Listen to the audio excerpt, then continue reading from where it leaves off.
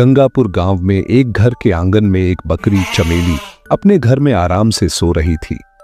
उसके बच्चे भूख के मारे जाग गए और उन्होंने अपनी मां को जगाना शुरू कर दिया। वे बार बार उसे आवाजें देने लगे कि हमें भूख लगी है, मां उठो। चमेली को यह बिल्कुल अच्छा नहीं लगा कि उसे इतनी सुबह जगाया जा रहा है और उसकी नींद खराब की जा रही है।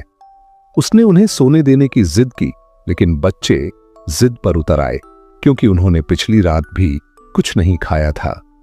चमेली को अनचाहे ही उठना पड़ा। वह बड़बड़ाती हुई कहने लगी कि ये बच्चे उसे चैन से सोने भी नहीं देते।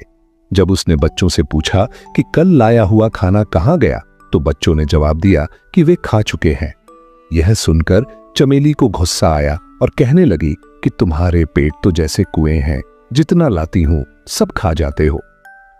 आखिरकार चमेली मजबूर होकर खेत में खाने की तलाश में निकल पड़ी। वह सोचती जा रही थी कि इन बच्चों ने तो नाक में दम कर रखा है, इन्हें क्या पता कि खाना लाने में कितनी मेहनत लगती है। चमेली एक कामचोर और सुस्त बकरी थी। उसे दिन भर सिर्फ सोना पसंद था।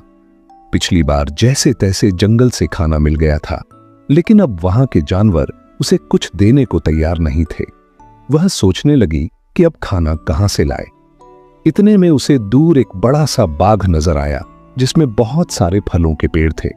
वह खुश हो गई और सोचने लगी कि चलो यहीं से कुछ फल ले लेती हूं।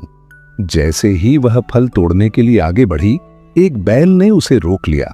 बैल ने उसे बताया कि ये फल खैरात में नहीं मिलते और अगर फल चाहिए तो कीमत देनी पड़ेगी। चमेली के पास पैसे नहीं थे। उसने बैल से रहम की अपील की और अपनी हालत बताई। बैल को उस पर तरस आया और उसने शर्त रखी कि अगर चमेली रोज बाग में पानी दे और रखवाली करे तो वह उसे रोज खाना दे सकता है।